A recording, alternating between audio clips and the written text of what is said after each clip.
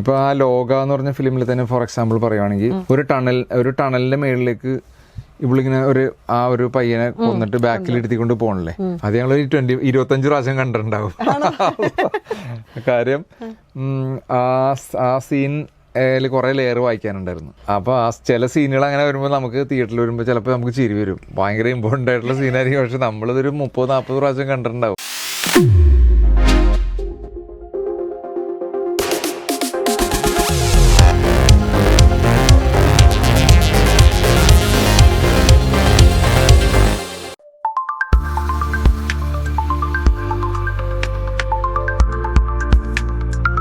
ഷാറുഖ് ഖാൻ അവിടെ നിന്ന് വായിക്കും, കഷ്ടപ്പെട്ടിരിക്കുന്ന ആള് പറയല്ലോ. വയലിൻ താഴെ വെച്ചാൽ നേരെ ബാഡ്മിന്റൺ റാക്കറ്റ് എടുത്ത് കൈ പിടിക്കുക എന്നുള്ളതാണ് എൻ്റെ ഏറ്റവും ഇഷ്ടമുള്ള സംഭവം.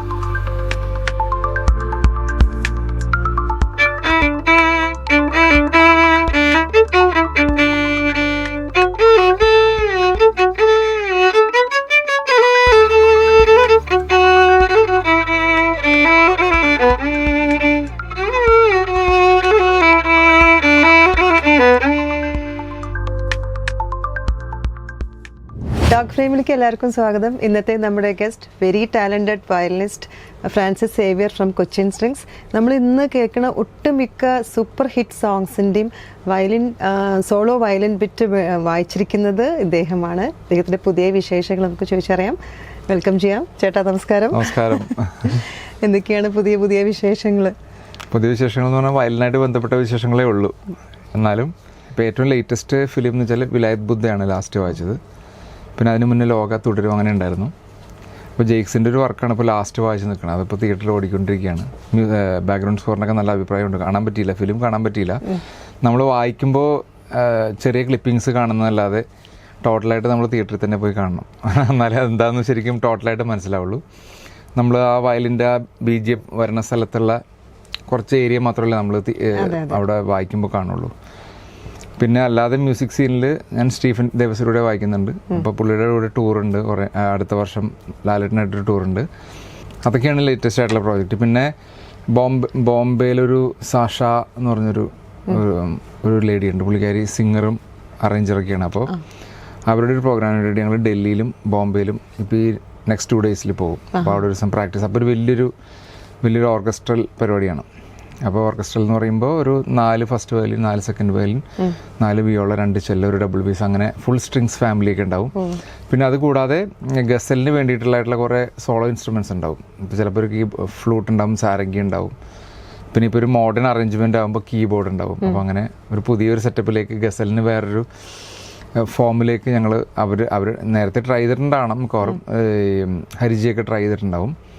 അപ്പോൾ ഞങ്ങൾ ആദ്യമായിട്ട് ഇങ്ങനത്തെ ഒരു പ്രോജക്റ്റിന് വേണ്ടിയിട്ട് ഇപ്പോൾ ഈ അടുത്ത ദിവസങ്ങളിൽ പോകും.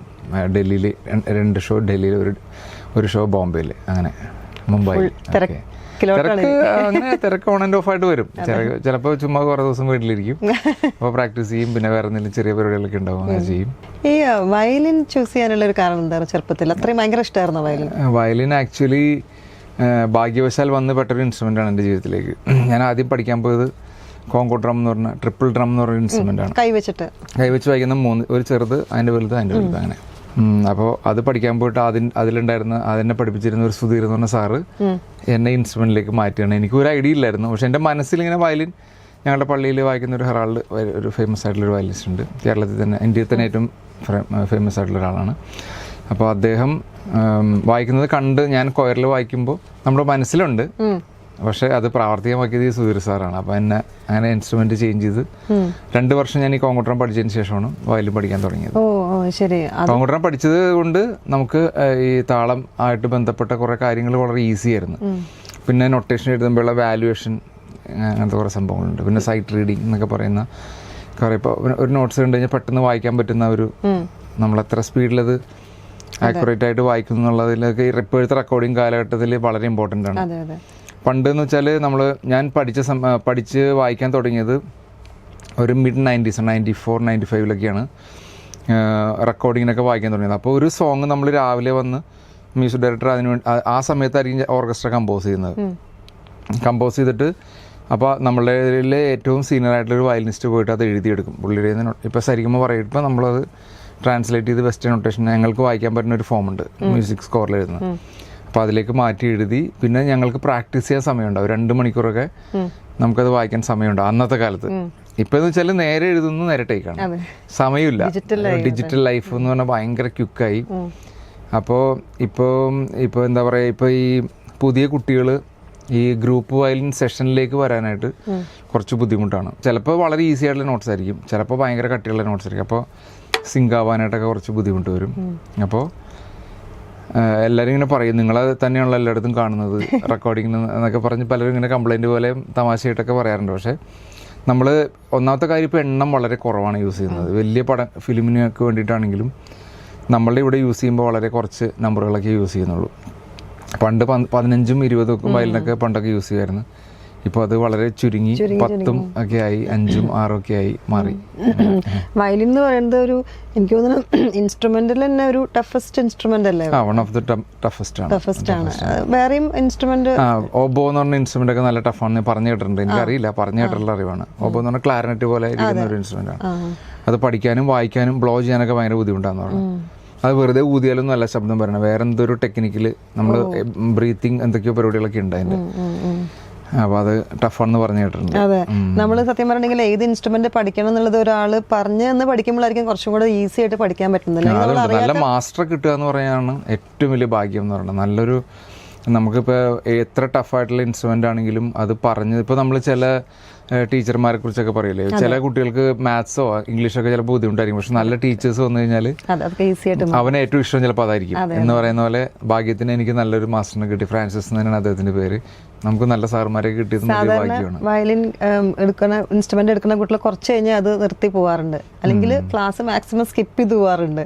അങ്ങനെ ഇടയ്ക്ക് വെച്ച് നിർത്തണം തോന്നിയിട്ടുണ്ടായിരുന്നു? ഉറപ്പായിട്ടും തോന്നിയിട്ടുണ്ട്. പിന്നെ അത് മടി എന്ന് പറഞ്ഞൊരു സംഭവം, പിന്നെ നമുക്കിത് കയ്യിൽ കറക്റ്റായിട്ട് കിട്ടാതെ വരുമ്പോഴുള്ള ഒരു ബുദ്ധിമുട്ടുണ്ടല്ലോ. അപ്പോൾ അത് വരുമ്പോൾ നമുക്ക് എന്തായാലും ഇടയ്ക്ക് നിർത്താം. നമ്മളെന്തെങ്കിലും വേറെ ടെക്നിക്കൊക്കെ പറയും, ക്ലാസ്സിൽ കുറേ പഠിക്കാനുണ്ട്, ഹോംവർക്ക് ഉണ്ടെന്നൊക്കെ പറഞ്ഞിട്ട്. പക്ഷെ അപ്പോൾ പാരൻസിൻ്റെ ഒരു, എൻ്റെ ഫാദറിന് ഭയങ്കര ഇഷ്ടമായിരുന്നു വയലിൻ എന്ന് പറഞ്ഞ ഇൻസ്ട്രുമെൻ്റ്. അപ്പോൾ പിന്നെ ഈ സുധീർ എന്ന് പറഞ്ഞ സാറായിട്ടും ഭയങ്കര, ഫ്രാൻസ് സാറായിട്ടും അവർ നല്ല സുഹൃത്തുക്കളെ പോലെയായിരുന്നു. അപ്പോൾ അതുകൊണ്ട് തന്നെ ഒരു കാരണവശാലും മടി നമുക്ക് ആ സമയത്ത് കൊണ്ടുനടക്കാൻ പറ്റിയിട്ടില്ല. പ്രാക്ടീസ് ചെയ്യണം. പിന്നെ നല്ല ഇൻസ്ട്രുമെന്റും കൂടി നമുക്ക് കയ്യിൽ കിട്ടുമ്പോഴാണ് പ്രാക്ടീസ് ചെയ്യാൻ തോന്നുന്നത്. അത് കുറച്ച് കഴിഞ്ഞിട്ടാണ് നമുക്ക് അന്നത്തെ ഒരു സാഹചര്യം അനുസരിച്ച് കുറച്ച് കഴിഞ്ഞിട്ടൊക്കെയാണ് വാങ്ങിക്കാൻ പറ്റിയത്. അന്ന് 350-400 രൂപയ്ക്കേ ഉള്ളൂ. പക്ഷെ എന്നാലും അന്നത്തെ ജീവിത സാഹചര്യം വെച്ചിട്ട് നമുക്ക് പതിയൊക്കെ വാങ്ങിക്കാൻ പറ്റിയിട്ടുള്ളൂ. പക്ഷെ എന്നാലും മാനേജബിൾ ആയിട്ട് ചെയ്യാൻ പറ്റിയിട്ടുണ്ട് അന്ന്. എനിക്ക് തോന്നുന്നു പ്രാക്ടീസ് ചെയ്തുകൊണ്ടായിരിക്കും. കാരണം ഇപ്പോഴത്തെ കുട്ടികൾ ഇത് വയലിൻ പ്രാക്ടീസ് ചെയ്യുന്ന പാരന്റ്സ് പുറകെ നടക്കണം. ഇങ്ങനെ ഇപ്പോഴത്തെ ഒരു സംഭവം, ഒരു ട്രെൻഡ് എന്ന് വെച്ചാൽ, ഇപ്പം എൻ്റെ അടുത്ത് തന്നെ കുറേ കുട്ടികൾ വയലിൻ പഠിക്കാൻ സാറ് പഠിപ്പിക്കുമോ, ഇപ്പോൾ ഇൻസ്റ്റാഗ്രാമിലൊക്കെ ആണെങ്കിലും മെസ്സേജ് അയച്ചു ചോദിക്കും ഇങ്ങനെ ഓൺലൈൻ പഠിപ്പിക്കുന്നുണ്ടോ. അപ്പോൾ ഞാൻ ഒരു സമയത്തൊക്കെ നമ്മുടെ ഈ കൊറോണ ടൈമിലൊക്കെ വലിയ തിരക്കുണ്ടായിരുന്ന സമയമല്ല, നമുക്ക് ഷോസ് ഒന്നുമില്ല, റെക്കോർഡിങ്ങുകളില്ല. അപ്പോൾ ഞാൻ കുറച്ച് കുട്ടികളൊക്കെ എടുത്തിരുന്നു. പക്ഷേ നല്ല 1-2 ഒരു 5-6 കുട്ടികൾ നല്ലോണം പഠിക്കുമായിരുന്നു. അപ്പോൾ ഞാൻ എപ്പോഴും പറയാം അവരോട്, ഞാൻ അങ്ങോട്ട് പറയും, കാര്യം ഇവർ ഇങ്ങോട്ട് ചോദിക്കുന്നതിന് മുമ്പ് നമുക്കറിയാം. അപ്പോൾ അവർക്ക് അത് ഓക്കെ ആയിരുന്നു. കാര്യം എന്ന് വെച്ചാൽ വേറെ ഒന്നുമല്ല, ഇവർ വയലിൻ പഠിക്കാൻ വരുമ്പോൾ തന്നെ ഉദ്ദേശിക്കുന്നത് പാട്ട് വായിക്കണം എന്നുള്ളൊരു സബ്ജക്റ്റ്. അതിപ്പോൾ എല്ലാ പാരൻസിനൊക്കെ അങ്ങനെ തന്നെയാണ്. അടുത്ത ആഴ്ച ഒരു പരിപാടി ഉണ്ട്, അവരുടെ റെസിഡൻസ് അസോസിയേഷൻ്റെ ഒരു പരിപാടി ഉണ്ട്. അപ്പോൾ സാറിന് ഇപ്പോൾ ഈ ഒരു സ്റ്റേജിൽ ഏത് പാട്ട് വായിപ്പിക്കാൻ പറ്റും? അപ്പോൾ ഞാൻ പറഞ്ഞു, ഞാൻ തന്നെ ശരിക്കും വായിച്ച് ശരിയായിട്ടില്ല. അപ്പോൾ അത് മാത്രമല്ല, ഇതൊരു ലോങ് പ്രോസസ്സാണല്ലോ. ഇപ്പോൾ ഈ കഴിഞ്ഞ ദിവസം ശബരീഷ് എന്ന് പറഞ്ഞൊരു വയലിനിസ്റ്റിൻ്റെ ഒരു ഇൻ്റർവ്യൂ ഉണ്ട്. അപ്പോൾ അദ്ദേഹം പറഞ്ഞൊരു സംഭവം, ഒരു 2000 മണിക്കൂറിൻ്റെ ഒരു സംഭവം, അതെനിക്ക് വളരെ ഒരു ഇതായിട്ട് തോന്നി, നല്ലൊരു പോയിൻ്റായിട്ട് തോന്നി. കാര്യം മിനിമം നമ്മൾ 2000 മണിക്കൂർ വയലിൻ വെച്ച് വായിച്ച് പ്രാക്ടീസ് ചെയ്താലേ ഹോൾഡിങ്ങും ഈ വായിക്കാനുള്ള ഒരു സംഭവമെങ്കിലും റെഡി ആവുള്ളൂ. അത്രയും സമയം നമ്മൾ ഇൻവെസ്റ്റ് ചെയ്യുക എന്നുള്ളതാണ് ഇതിനകത്ത്. ആ പറഞ്ഞ പോയിന്റ് എനിക്ക് ഭയങ്കര ഒരു ഇഷ്ടമായിട്ട് തോന്നിയത്. കാര്യം ഇപ്പോൾ ഈ പെട്ടെന്ന് പഠിച്ചിട്ട് വയലിൻ വായിക്കാം, അല്ലെങ്കിൽ പാട്ട് വായിച്ച് 4 പാട്ട് വായിച്ച് പഠിച്ചിട്ട് ഫ്യൂഷൻ നടത്താം എന്നൊക്കെ പറഞ്ഞ് കുറേ ആളുകളുണ്ട്. അപ്പം അത് തെറ്റാണെന്നല്ല, അവരുടെ ഒരു ഇപ്പോഴത്തെ ഒരു ട്രെൻഡിങ് അങ്ങനെയാണ്. ട്രെൻഡി ആയിട്ടുള്ളൊരു ഒരുപാട് പേരുണ്ട്. 500 വയലിനിസ്റ്റുകൾ ഉണ്ടെന്നാണ്, എറണാകുളത്ത് തന്നെ ഉണ്ടെന്നാണ്. എല്ലാവരും നന്നായിട്ട് വായിക്കണമുണ്ട് കേട്ടോ, ഒത്തിരി പേര് നന്നായിട്ട് വായിക്കുന്നുണ്ട്. അപ്പോൾ ആ ശബരീഷ് പറഞ്ഞ ആ ഒരു പോയിന്റ് എനിക്ക് ഭയങ്കര ഇഷ്ടപ്പെട്ടു. കാര്യം കാര്യം മിനിമം നമ്മൾ അത്രയും സമയം ഈ ഒരു ഇൻസ്ട്രുമെൻറ്റിന് വേണ്ടിയിട്ടെങ്കിലും ഇൻവെസ്റ്റ് ചെയ്താലേ നമുക്കത് പിടിക്കാനും അതെ വായിക്കാനുള്ള ഒരു പ്രൈമറി സംഭവത്തിലേക്ക് എത്തുള്ളൂ. പിന്നീടാണ് നമ്മൾ പഠിക്കുന്നത്. അപ്പോൾ അത്രയെങ്കിലും നമ്മൾ കുറച്ച് വയലിന് വേണ്ടിയിട്ട് സമയം കണ്ടെത്തുക എന്നുള്ളതാണ് ഇമ്പോർട്ടൻ്റ് ആയിട്ടുള്ള കാര്യം. സക്കീർ ഹുസൈൻ സാറിന്റെ ഒക്കെ അച്ഛൻ പറഞ്ഞ് പഠിപ്പിച്ചാണ്, തല്ലി പഠിപ്പിക്കുമായിരുന്നു പറഞ്ഞു കേട്ടിട്ടുണ്ട്. അത് പ്രാക്ടീസ് ചെയ്യുക എന്നുള്ളതാണ് മെയിനായിട്ട്. പുള്ളി പിന്നെ വെറുതെ കൊട്ടി തുടങ്ങി പിന്നെ അതങ്ങനെ ഇഷ്ടപ്പെട്ട് അങ്ങനെ ആയി എന്നാണ് ഞാൻ പറഞ്ഞിട്ടിരിക്കുന്നത്. അത് സിനിമയിലേക്കുള്ള ഒരു ഫസ്റ്റ് കോള് എങ്ങനെയാണ് വന്നത്? അല്ല, ഞാനിപ്പോൾ ഈ 94-95 ഞാൻ സെന്റ് ആൽബർട്ട്സ് കോളേജിൽ BCom 94 ആ സമയത്താണ് ഞാൻ പഠിച്ചുകൊണ്ടിരിക്കുന്നത്. അപ്പം മിക്കവാറും ഞാൻ വയലിൻ ക്ലാസ്സുള്ള ദിവസം CSE എന്ന് പറഞ്ഞ ഇൻസ്റ്റിറ്റ്യൂട്ടിലാണ് ഞാൻ പഠിച്ചത്. അത് അടുത്ത കോമ്പൗണ്ടാണ്, ആൽബർട്ട്സിൻ്റെ നെക്സ്റ്റ് കോമ്പൗണ്ടാണ് ഈ CSE. അപ്പം ഞാൻ രാവിലെ വീട്ടിൽ നിന്ന് വരുമ്പോൾ ഒരു അരമണിക്കൂർ നേരത്തെ ഇറങ്ങിയിട്ട് എൻ്റെ വയലിൻ കൊണ്ടുവന്ന് അവിടെ വെക്കും. അപ്പോൾ എൻ്റെ വയലിൽ തന്നെ പ്രാക്ടീസ് ചെയ്യാൻ വേണ്ടിയിട്ട്. അവിടെ വേറെ കുറേ സ്റ്റുഡൻസിൻ്റെ വയലിനുണ്ട്. അപ്പോൾ എൻ്റെ വയലിൽ തന്നെ പ്രാക്ടീസ് ചെയ്യാൻ വേണ്ടിയിട്ട് അവിടെ കൊണ്ടുവന്ന് വയ്ക്കും. അപ്പോൾ ഭാഗ്യവശാൽ അന്ന് അവിടെ രാജേന്ദ്രൻ എന്ന് പറഞ്ഞ സാറ് പഠിപ്പിക്കുന്നുണ്ടായിരുന്നു.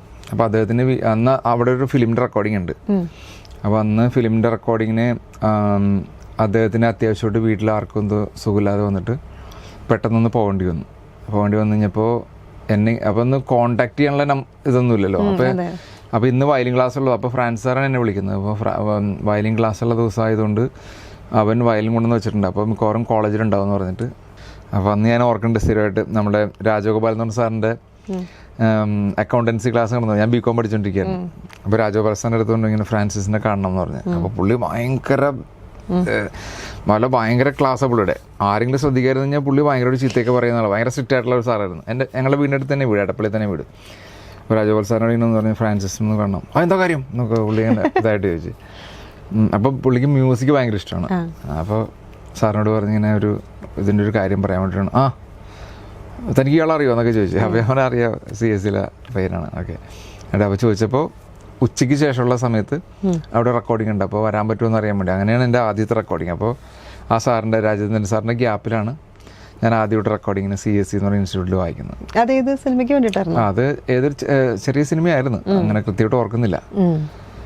അന്ന് പൂജയും ഇതൊക്കെ ഉണ്ടായിരുന്നു. രാവിലെ പൂജയും ഉച്ചയ്ക്ക് സോങ് റെക്കോർഡിങ് അങ്ങനെയൊക്കെ ആയിരുന്നു. ഈ കൊയറിൽ പാടുന്ന സമയത്ത് എന്തെങ്കിലും ടൈപ്പ് ഓഫ് സ്പിരിച്വൽ ടച്ച്? ഉറപ്പായിട്ടും അത് ഇപ്പോഴും നമുക്ക് കിട്ടും. പിന്നെ കൊയറിൽ കൂടിയാണ് ഞങ്ങൾ വയലിനിസ്റ്റുകൾ, പ്രത്യേകിച്ച് സെഷൻ മ്യൂസീഷ്യൻസ് കൂടുതലും പേരും വരുന്നത് കൊയർ എന്നുള്ളൊരു അന്തരീക്ഷത്തിൽ തന്നെയാണ്. കാര്യം നമ്മുടെ പാരിഷിലെ അച്ഛന്മാർ വളരെ സപ്പോർട്ടീവായിരിക്കും. ചില കൂടുതൽ മ്യൂസിക്കിനോട് താല്പര്യമുള്ളവരുണ്ടാവും, ഒരു ആവറേജ് താല്പര്യം എല്ലാവർക്കും ഉണ്ടാവും, എല്ലാ അച്ഛന്മാരും. കാര്യം മിക്ക അച്ഛന്മാരും പാട്ട് പാടും.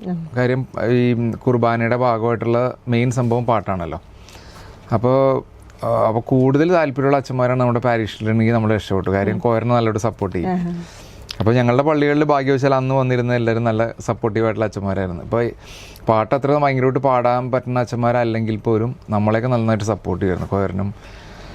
പിന്നെ എല്ലാ വർഷവും അവിടെ നിന്ന് ഒരു ടൂറ്, നമ്മുടെ കൊയർ ഗ്രൂപ്പിന് ടൂർ കൊണ്ടുപോകും, എവിടെയെങ്കിലും മൂന്നാർ അങ്ങനെയുള്ള സ്ഥലത്തൊക്കെ കൊണ്ടുപോകും. അപ്പോൾ അതൊക്കെ ഒരു വലിയ സംഭവമാണ്. അപ്പോൾ പള്ളിയായിട്ട് നമുക്ക് നല്ല അടുപ്പമാണ്. പിന്നെ പള്ളിയിൽ ഇരിക്കുമ്പോഴാണെങ്കിലും നമുക്ക് ഒരു ഡയറക്റ്റ് ഒരു കണക്ഷൻ കിട്ടുന്ന പോലത്തെ ഒരു ഫീൽ എപ്പോഴും കിട്ടാറുണ്ട്. അത് കൊയർ എന്തായാലും ഒരു പ്രത്യേക ഒരു ഫീൽ തന്നെയാണ്. അപ്പോൾ ഈ വയലിൻ പ്രൊഫഷനാക്കാൻ തോന്നിയിട്ടുള്ളൊരു ചിന്ത എവിടെ നിന്നായിരുന്നു? ആക്ച്വലി അത് ചിന്തയല്ല, വന്ന് ഭവിക്കുന്നതാണ്. ആക്ച്വലി ഞാൻ BCom കഴിഞ്ഞു. അത് കഴിഞ്ഞിട്ട് MComന് എനിക്ക് ഈ BCom പഠിച്ചുകൊണ്ടിരിക്കുന്ന സമയത്ത് 2 വർഷം യൂണിവേഴ്സിറ്റി ലെവലിൽ ഫസ്റ്റ് കിട്ടിയായിരുന്നു, മഹാത്മാഗാന്ധി യൂണിവേഴ്സിറ്റി. അപ്പോൾ അതിൻ്റെ മാർക്ക് ആഡ് ചെയ്യണ ഒരു പരിപാടി ഉണ്ട്. നമുക്ക് 30 മാർക്ക് വെച്ച് 2 വർഷം കിട്ടും, 60 മാർക്ക് വെറുതെ കിട്ടും.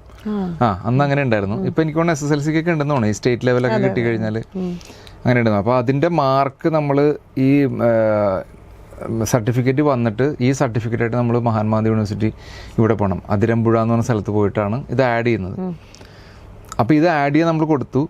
അപ്പോൾ അതിന് ശേഷം നമ്മുടെ വീട്ടിലേക്ക് അവർ അയച്ചു തരികയാണ് ചെയ്യണത്. അങ്ങനെ അയച്ചു തരാൻ വൈകി ആക്ച്വലി. അപ്പോൾ എനിക്ക് MComനെ അവിടെ തന്നെ ചേരണമെന്നുണ്ടായിരുന്നു, ആൽബർട്ട്സിൽ തന്നെ ചേരണമെന്നുണ്ടായിരുന്നു. കാര്യം അക്കൗണ്ടൻസിയും സ്റ്റാറ്റിസ്റ്റിക്സൊക്കെ എനിക്ക് അന്ന് ഭയങ്കര ഇഷ്ടമായിരുന്നു. ഇപ്പോൾ ഒന്നും ഓർമ്മയില്ല. അപ്പോൾ അക്കൗണ്ടൻസിയും അതൊക്കെ ഭയങ്കര ഇഷ്ടമായിരുന്നുകൊണ്ട് ഞാനത് MCom കൂടി പഠിച്ചേക്കാം. എന്തായാലും ഇങ്ങനെ വയലിനായിട്ട് നമ്മളന്ന് പ്രൊഫഷണലി ഒന്നും ചിന്തിക്കാറൊന്നും ആയിട്ടില്ല. കാര്യം ഇടയ്ക്ക് കൊയറുണ്ടാവും, ഇടയ്ക്ക് വല്ല ഗാനമേളയൊക്കെ ഉണ്ടാവും, പിന്നെ ഇതുപോലെ സാറ് റെക്കോർഡിങ് എന്തെങ്കിലും വിളിക്കുന്നത്, അതൊക്കെ മാത്രമേ ഉള്ളൂ. അപ്പോൾ എംകോമിൻ്റെ ഇത് കൊടുക്കേണ്ട ഡേറ്റ് കഴിഞ്ഞു പോയി. എൻ്റെ ഈ ഒറിജിനൽ ഇത് വരാത്തതുകൊണ്ട്.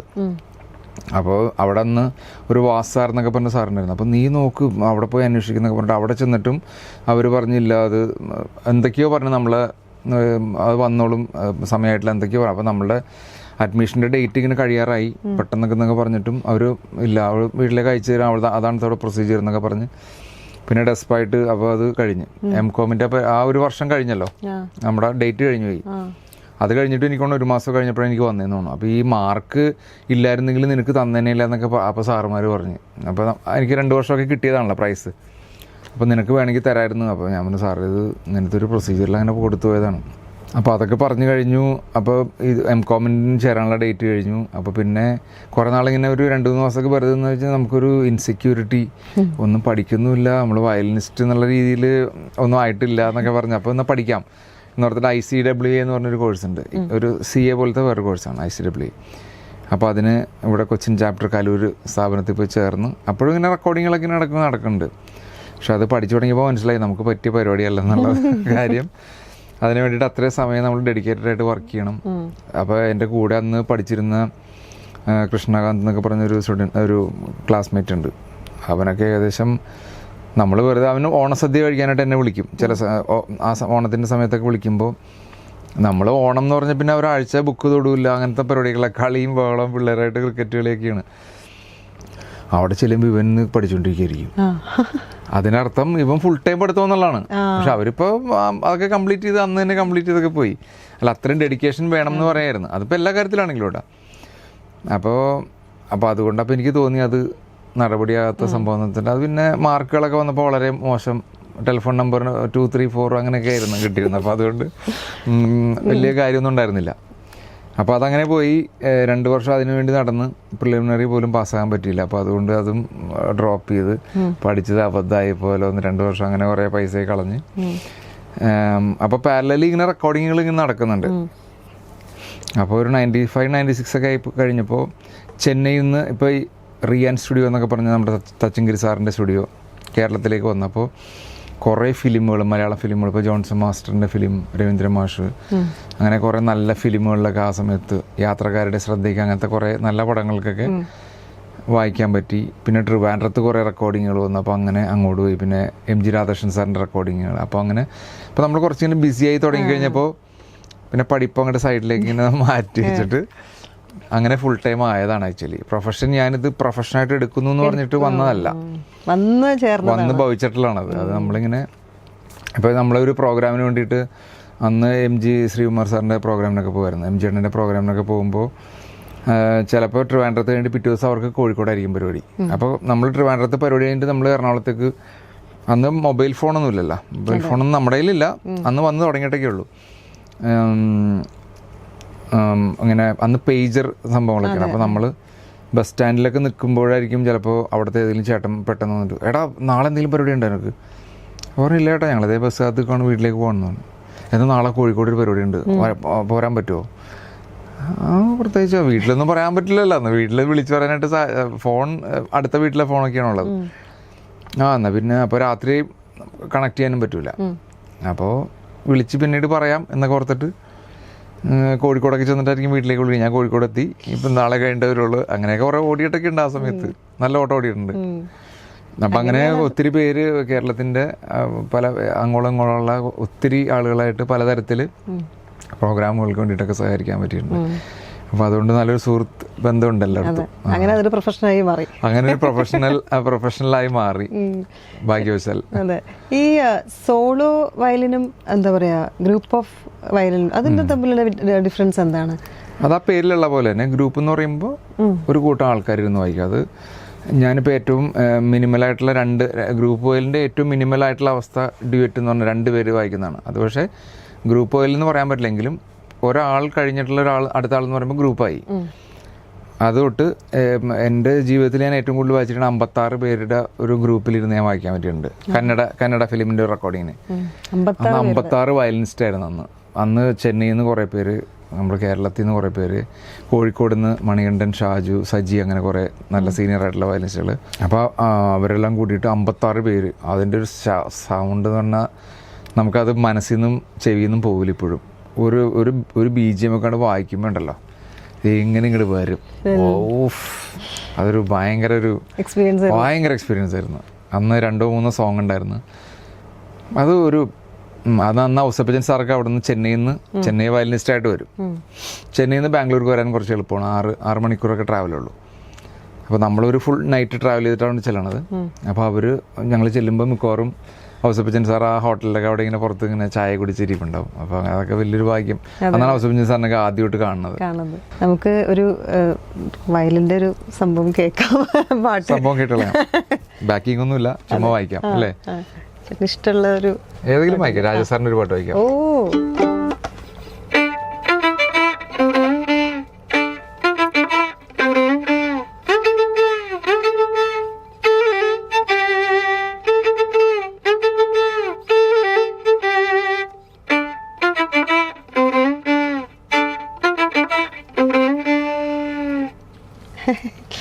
ചെറിയൊരു സാധനം വായിച്ചത് പെട്ടെന്ന് ഓർമ്മ വന്നു. ഇപ്പൊ ദാസേട്ടൻ്റെ ഒരു പ്രോഗ്രാം നടക്കാൻ പോകുന്നുണ്ട്. അപ്പൊ അതിനകത്ത് ഈ പാട്ട് ലിസ്റ്റിലുണ്ട്. ഏത് പാട്ടാന്ന് മനസ്സിലായ? അപ്പങ്ങളോ എമ്പാട് എന്നുള്ള പാട്ടില്. അതെ അതെ, അപ്പങ്ങളെമ്പാടും സോളോ വായിച്ചിരിക്കുന്നത് ഗണേഷ് എന്ന് പറഞ്ഞ സാറാണ്. ഗണേഷ് കുമരേഷ് എന്ന് പറഞ്ഞ അതില് ആ സാറാണ് വായിച്ചിരിക്കുന്നത്. അത് വായിക്കണോ? അത് കേട്ടാ കൊള്ളാന്നുണ്ടല്ലോ.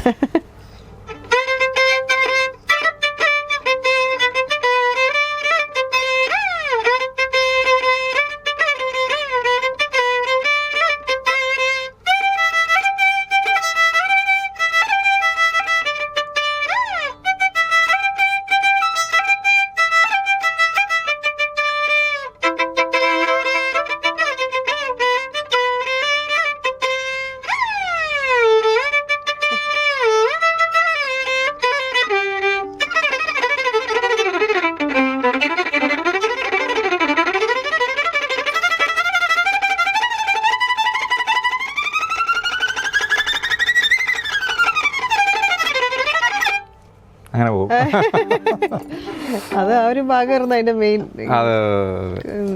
അത് സ്റ്റേജ് ഷോസിലേക്ക് സ്റ്റേജ് ഷോസിൽ ഒന്ന് രണ്ട് പരിപാടികൾക്ക് റീമിയുടെ ഒരു പരിപാടിക്കും അങ്ങനെയൊക്കെ വായിക്കാൻ പറ്റിയിട്ടുണ്ട്. അത് ഗണേഷ് കുമരേഷിലെ ഗണേഷ് എന്ന് പറഞ്ഞ സാറാ വായിച്ചിട്ടുള്ളത്. ഗോപിയുടെ റെക്കോർഡിംഗ് ആണല്ലോ, ഗോപി സുന്ദറിന്റെ. സ്റ്റേജ് ഷോസ് എവിടെയൊക്കെ പോയിട്ടുണ്ട്? സ്റ്റേജ് ഷോസിൽ ഇപ്പോൾ അത്യാവശ്യം എല്ലായിടത്തും പോയിട്ടുണ്ട്. രാജ്യങ്ങളിലും പോകാൻ പറ്റിയിട്ടുണ്ട്. അത്യാവശ്യം കുറേ സ്ഥലങ്ങൾ ഇനിയും പോകാനുണ്ട്. എന്നാലും അത്യാവശ്യം യൂറോപ്പ് എല്ലായിടത്തും പോയിട്ടുണ്ട്. യൂറോപ്പ്, US, മിഡിൽ ഈസ്റ്റ്, അങ്ങനെ. ഈ വയലിന് എന്താ പറയാ, ഒരു സിനിമയില് ബാക്ക്ഗ്രൗണ്ട് BGMത്തിന് എത്രമാത്രം ഇമ്പോർട്ടൻസ് ഉണ്ട് വയലിന്? ശരിക്കും നല്ല ഇമ്പോർട്ടൻസ് ഉണ്ട്. ഇപ്പോൾ ചില ഒരു സെന്റിമെന്റൽ ആയിട്ടുള്ള, ഇതിപ്പോൾ ഒരു ഫൺ ടൈപ്പ് സാധനമാണല്ലോ ഇതിപ്പോൾ. അതല്ലാതെ തന്നെ നല്ല സെന്റിമെന്റൽ ആയിട്ടുള്ള സോളോസൊക്കെ വരുമ്പോൾ നമുക്കും ഭയങ്കരമായിട്ട്, ഇപ്പോൾ രാജസാറിൻ്റെ ചില ബാക്ക്ഗ്രൗണ്ട് സ്കോർ മ്യൂസിക്കിലൊക്കെ ചില സോളോസ് നരസിംഹൻ സാറൊക്കെ വായിച്ചിട്ടുള്ളത് വരുമ്പോൾ ശരിക്കും നമ്മൾ കരഞ്ഞു പോകും. ഇമോഷണലാകും. നമ്മളറിയാതെ ഫിലിം കണ്ടുകൊണ്ടിരിക്കുകയാണെങ്കിലും ചിലപ്പോൾ മ്യൂസിക് ശ്രദ്ധിക്കാതെ തന്നെയാണെങ്കിലും നമ്മൾ കരഞ്ഞു പോകും.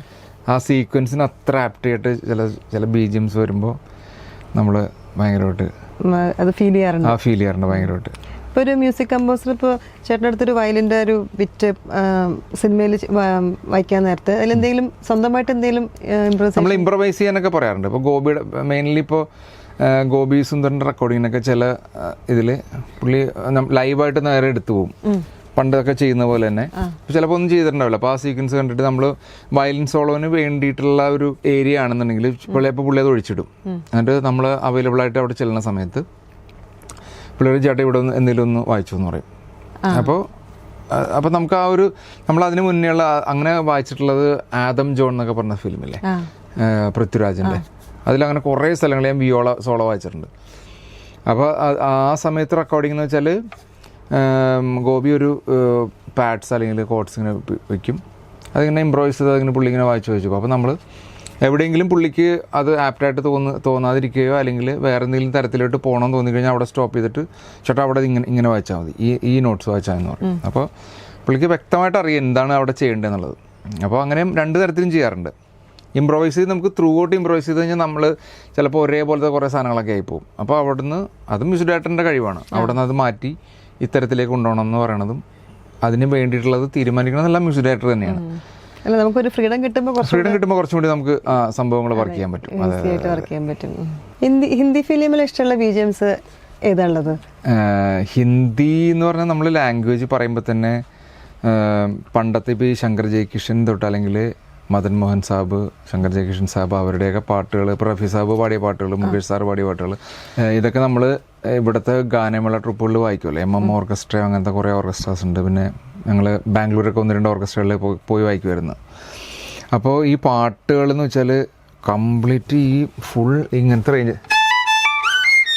ഇങ്ങനത്തെ സാധനങ്ങളായിരിക്കുള്ളൂ. ഫുൾ ചാട്ടവും ഫുൾ എക്സസൈസ് സംഭവങ്ങളായിരിക്കും. അപ്പോൾ ഇതിൻ്റെ കൗണ്ടർ മെലഡി തന്നെ വേറെ ലെവലുകളായിരിക്കും. പാട്ടിൻ്റെ ഈക്വലൻ്റ് ആയിട്ടായിരിക്കും ഓർക്കസ്ട്രയും പോകുന്നത്. അപ്പോൾ നമ്മൾ അന്ന് ഈ ബോബി എന്ന് പറഞ്ഞ പടമൊക്കെ ഇല്ലേ, മെഷായ ഇറക്കില്ലേ, അതുണ്ട് മെഷായർ അങ്ങനത്തെ ഒരു BGM ഒക്കെ ഉണ്ട്. ഈ സംഭവമൊക്കെ 100 വയലിനൊക്കെയാണ് വായിച്ചിരിക്കുന്നതെന്ന് പറഞ്ഞാൽ. അപ്പോൾ ഹിന്ദി എന്നും നമുക്ക് ഭയങ്കര ഇൻസ്പയറിംഗ് ആയിട്ടുള്ള ഒരു ഏരിയയാണ്. ഇപ്പോൾ ഹിന്ദി പാട്ടുകളുടെ പണ്ടൊക്കെ തന്നെയാണെങ്കിലും ഇപ്പോൾ ഈ ഷാറുഖ് ഖാനൊക്കെ വരുന്നതിന് മുന്നേ ഉള്ള പാട്ടുകൾ, ഇപ്പോൾ ഞാൻ പറഞ്ഞ ഇപ്പോൾ ഈ പഴയ പാട്ട് റെട്രോ എന്ന് പറഞ്ഞ സമയത്തുള്ള പാട്ടുകളും ഇവരുടെ ഒരു ആൽബം നമ്മൾ ഇട്ട് കഴിഞ്ഞാൽ വേറൊരു സൗണ്ടായിരിക്കും. ഒരു ലൈവ് അന്നത്തെ സ്റ്റുഡിയോസൊക്കെ ഇത്രയും പേരെയൊക്കെ ഇങ്ങനെ കപ്പാസിറ്റിയുള്ള ആളുകളേക്ക് ഉൾക്കൊള്ളാൻ പറ്റിയ സ്റ്റുഡിയോസ് ആയിരുന്നു. ഇപ്പോഴൊക്കെ എല്ലാം ചെറുതായി ഇതേപോലുള്ള ചെറിയ സെറ്റപ്പുകളായി സ്റ്റുഡിയോസൊക്കെ ആയി. 10 പേരൊക്കെ മതിയല്ലോ റെക്കോർഡിങ്ങിന് എന്ന് പറഞ്ഞാൽ. അപ്പം എല്ലാവരും ഒരേ സമയത്ത് വേണ്ട, പല സമയത്താണ്, നമ്മൾ ആരും ഒന്നും അറിയുന്നില്ല. അപ്പോൾ ഹിന്ദി ഫിലിമിൽ അങ്ങനെ ഇപ്പോൾ ഞങ്ങൾ ഈ നമ്മുടെ അടുത്ത സുഹൃത്ത് ക്യാരൾ വയലിനിസ്റ്റാണ്. അപ്പോൾ ക്യാരൾ ബോംബെയിൽ കുറേ ആളുണ്ടായിരുന്നു. SOI എന്ന് പറഞ്ഞ സിംഫണി ഓർക്കസ്ട്ര ഓഫ് ഇന്ത്യയിൽ വർക്ക് ചെയ്യുന്നുണ്ടായിരുന്നു. അപ്പോൾ കേരള അവിടെ ഒത്തിരി ആളുകൾ മ്യൂസിക് ഡയറക്ടേഴ്സും അതായത് കൂടെ വായിക്കുന്ന ഹിന്ദി മ്യൂസിഷ്യൻ, ബോളിവുഡ് മ്യൂസിഷ്യൻസൊക്കെ ആയിട്ട് കുറേ പരിചയമുണ്ട്. അപ്പോൾ അവർ വഴിയുള്ള 1-2 പ്രോഗ്രാമുകൾക്ക് കേരളത്തിൽ നിന്നും ഒഴിവില്ലാത്ത സമയത്ത് ഞങ്ങൾ ഇവിടുന്ന് 1-2 പേരെ ഇങ്ങനെ സജസ്റ്റ് ചെയ്തിട്ട് ഞാനും ഹെറാൾഡ് എന്നൊക്കെ പറഞ്ഞ വയലിനിസ്റ്റുകൾ ഞങ്ങൾ അങ്ങനെ പോയിട്ടുണ്ട്. അപ്പോൾ അങ്ങനെ പോയ സമയത്ത് ഈ നമ്മൾ കേട്ട് ഇങ്ങനെ തലക്ക് പിടിച്ചിരുന്ന ചില മ്യൂസിക്കുകളുണ്ടല്ലോ, ഈ വയലിൻ്റെ BGM, പ്രത്യേകിച്ച് വയലിനിസ്റ്റുകൾ എന്ന് പറയുമ്പോൾ വയലിൻ സോളോസൊക്കെ നന്നായിട്ട് ശ്രദ്ധിക്കും. അപ്പോൾ ആ സോളോസൊക്കെ നമ്മൾ പഠിക്കാൻ നോക്കും. അങ്ങനെയൊക്കെ കുറേ സംഭവങ്ങളുണ്ട്. അപ്പോൾ ഇതൊക്കെ ഒറിജിനൽ വായിച്ച ആളുകളെയൊക്കെ നമ്മൾ നേരിട്ട് കാണുക എന്ന് പറയുന്നത് നമുക്ക് ഭയങ്കര ഒരു പ്രൗഡ് മൂമെൻ്റ്, ഒരു ലക്കിയസ്റ്റ് മൂമെൻ്റ് ഒക്കെയാണ്. അപ്പോൾ ഈ മുഹബത്തേൻ എന്ന് പറഞ്ഞ ഫിലിമിലെ മുഹബത്തേൻ ഷാറൂഖ് ഖാൻ വായിക്കുന്ന ഒരു സീക്വൻസ് ആണ് അതിൽ കാണിക്കുന്നത്. പക്ഷെ അത് ഒറിജിനൽ വായിച്ചാണ് ജിതേന്ദ്ര സിംഗ് ഠാക്കൂർ എന്ന് പറഞ്ഞൊരു സാറാണ്. അദ്ദേഹം എനിക്കിടയ്ക്ക് മെസ്സേജ് ചെയ്യാറുണ്ട്. പുള്ളി നമ്മളെ സാറിന് വിളിക്കാതാണ്, hi sir how are you എന്നൊക്കെ ചോദിച്ചു. അപ്പോൾ നമ്മൾ എന്ത് പുള്ളിയോട് പറയാം. വളരെ സീനിയർ ആയിട്ടുള്ളൊരു മ്യൂസിഷ്യനാണ്. പക്ഷേ ഒരു സിമ്പിളായിട്ടുള്ളൊരു വളരെ ഒരു വ്യക്തിത്വമുള്ള ഒരു മനുഷ്യനാണ്. അപ്പോൾ അദ്ദേഹം ഉണ്ട്. പിന്നെ സുരേഷ് ലാൽവാനിയ എന്ന് പറഞ്ഞ് ബാസിഗർ എന്ന് പറഞ്ഞ ഫിലിമിലെ സോളൊക്കെ വായിച്ചിരിക്കുന്നത്. ബാസിഗർ എന്ന് പറഞ്ഞാൽ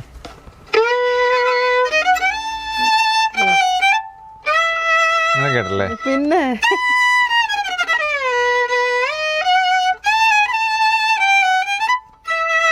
അങ്ങനത്തെ സോളൊക്കെ ഉണ്ട്. പിന്നെ മുഹബത്തേനിൽ നമ്മൾ കേട്ടുള്ളത്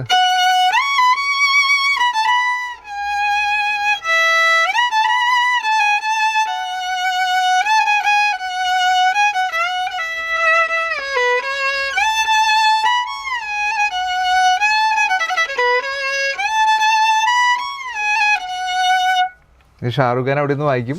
കഷ്ടപ്പെട്ടിരിക്കുന്ന ആൾ കുറയല്ലോ.